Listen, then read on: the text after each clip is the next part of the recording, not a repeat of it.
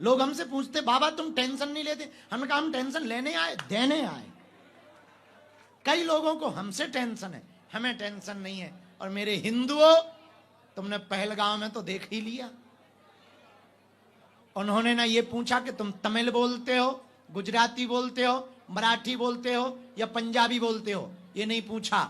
उन्होंने ये भी नहीं पूछा तुम गुजरात के हो, मध्य प्रदेश के हो, बिहार के हो या कहां के हो। उन्होंने सिर्फ ये पूछा क्या तुम मुसलमान हो, कलमा पढ़ते हो? नहीं, वो मार दिया। बस हम यही कहेंगे, हिंदू एक रहेगा तो कोई बाल बांका नहीं कर पाएगा।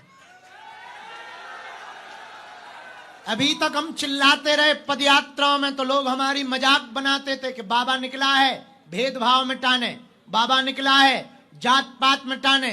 देख लो हिंदुओं, उन्होंने जाति नहीं पूछी, उन्होंने सिर्फ मजहब पूछा कि तुम किस धर्म के हो। हिंदुओं, अभी भी तुम क्षेत्रवाद भाषावाद में बटे रहोगे तो एक दिन ऐसा आएगा तुम्हारी दिल्ली में तुमको शूट किया जाएगा, तुम्हें मारा जाएगा। अगर तुम एक रहोगे कोई तुम्हारा बाल बांका नहीं कर पाएगा।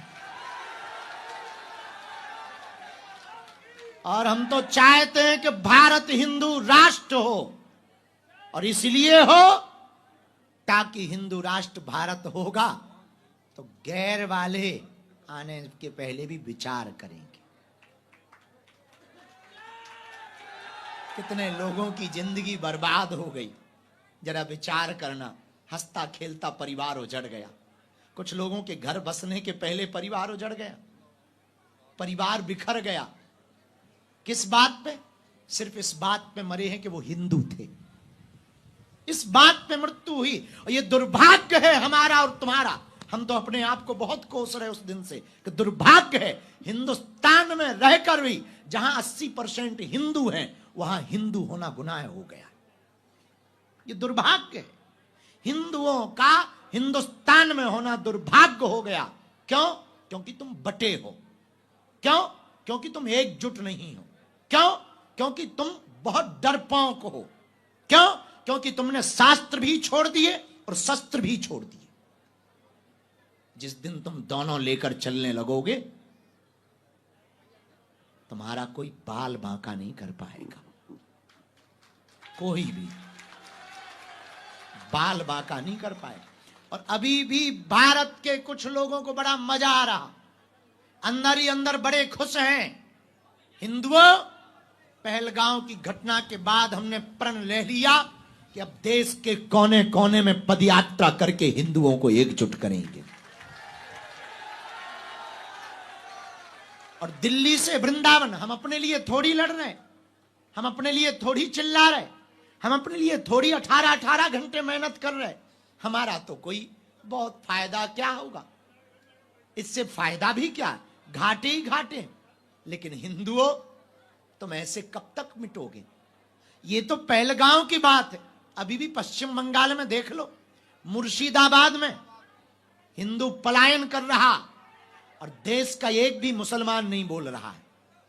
ये दुर्भाग्य है। इसलिए एक ही उपाय है, हम सबको भय त्याग कर अब हिंदुओं को एक होना पड़ेगा। एक जो अब आप पूछोगे कि एक होके करेंगे क्या? भारत को हिंदू राष्ट्र बनाएंगे। भारत को हिंदू राष्ट्र बना के क्या करोगे? भारत को हिंदू राष्ट्र बना करके गाय को राष्ट्रमाता बनाएंगे। भारत को हिंदू राष्ट्र बना के क्या करोगे? भारत को हिंदू राष्ट्र बनाएंगे जिस दिन शस्त्र और शास्त्र दोनों की शिक्षा दी जाएगी। भारत को हिंदू राष्ट्र बना के करोगे क्या? रामचरितमानस को राष्ट्रीय ग्रंथ का दर्जा दिया जाएगा। भारत को हिंदू राष्ट्र बना करके होगा क्या? राम के होने का सबूत नहीं मांगा जाएगा, और जो मांगेगा वो भारत में रहने का अधिकारी नहीं होगा। भारत को हिंदू राष्ट्र बनाकर करोगे क्या?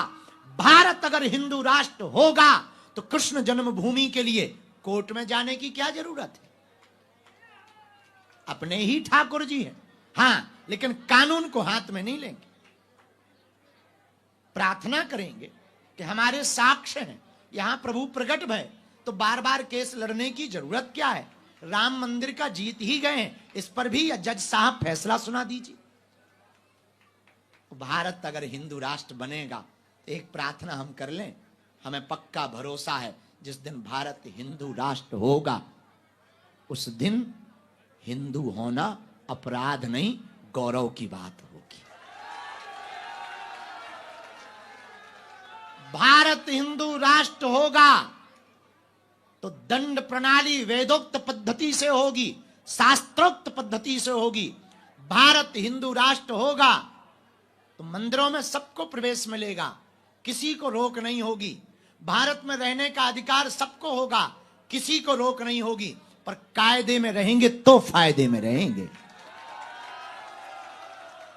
अगर भारत हिंदू राष्ट्र होगा तो न्यायपालिका का सम्मान होगा, संविधान का सम्मान होगा, संतों का सम्मान होगा, गाय माता का सम्मान होगा, तीर्थों का सम्मान होगा, वेदोक्त परंपरा का सम्मान होगा, तिलक का सम्मान होगा, शस्त्र का सम्मान होगा, शास्त्र का सम्मान होगा, संस्कृति का सम्मान होगा, भारत माता का सम्मान होगा, राष्ट्रगान का सम्मान होगा, तिरंगे का सम्मान होगा, वंदे मातरम का सम्मान होगा। भारत हिंदू राष्ट्र होगा तो प्रत्येक भारतीय का सम्मान होगा।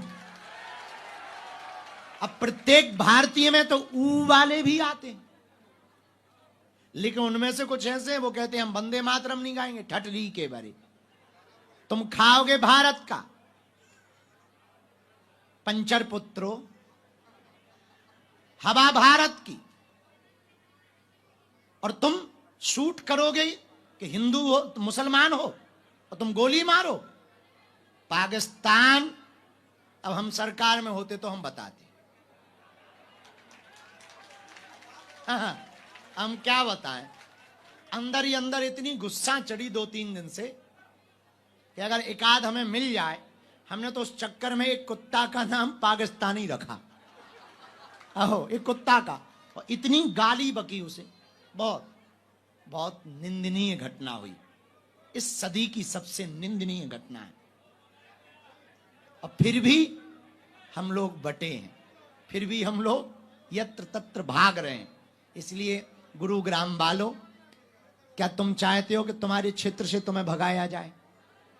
बोलो, अरे बोलो।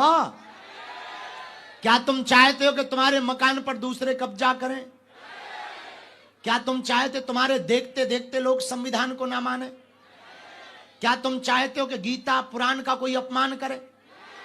नहीं चाहते। एक ही उपाय है, अगर संविधान के सम्मान को बचाए रखना है, गीता और पुराण के सम्मान को बचाए रखना है, मंदिरों के सम्मान को बचाए रखना है, अपनी संस्कृति को बचाए रखना है, एक ही उपाय है। पूछो क्या? भेदभाव छोड़कर कट्टर हिंदू बनना प्रारंभ कर दो। कट्टर हिंदू का मतलब हमें किसी को मारना, पर जो छेड़ेगा उसे छोड़ना। हाँ, ये भी पक्का है। अब कोई एक गाल में चांटा मारे तो हम दूसरा कर सकते हैं, पर कोई दूसरे में ही मार दे, अब गाल तो बचे नहीं है, सामने वाले की 32 उखड़वा सकते हैं। उखाड़ने की बात नहीं की, उखड़वा सकते हैं। कहां से? कानून पे। हाँ भैया, जो घटना हुई बड़ी निंदनीय हुई, घोर निंदनीय हुई। इसलिए हम सब दोनों हाथ जोड़कर उनके लिए आज प्रार्थना करते हैं। कल कथा में मौन भी धारण करेंगे और आप सबकी सामूहिक अर्जी भी लगाते हैं। लेकिन एक बात बोल दें, कह दो, बोलो। हमको ना बड़ा दुख हो रहा 2 दिन से, बड़ा कष्ट है कि आज हम लोगों के देखते हुए हिंदुओं का ये हाल है। कल क्या होगा? विचार करो, कल क्या होगा? 10 साल बाद क्या होगा? एक कोई सज्जन है बरेली के, नक्कटा, उसने कहा है कि जिस दिन हमारी संख्या बढ़ जाएगी उस दिन एक भी हिंदू पुरुष नहीं बचेगा। बताओ, ठटरी के बरे, नक्कटा, मूसर चंद। पहली बात तो संख्या घटने वाली नहीं, दूसरी बात, ये वो वाले हिंदू नहीं है जो डर जाएं। तीसरी बात, सरकार से प्रार्थना है, आपने नारा दिया बच्चे 2 ही अच्छे, पर चच्चे के 30-30 बच्चे क्यों? तो हम तो हिंदुओं से कहेंगे, हिंदुओं 4 बच्चे पैदा करो। पूछो क्यों?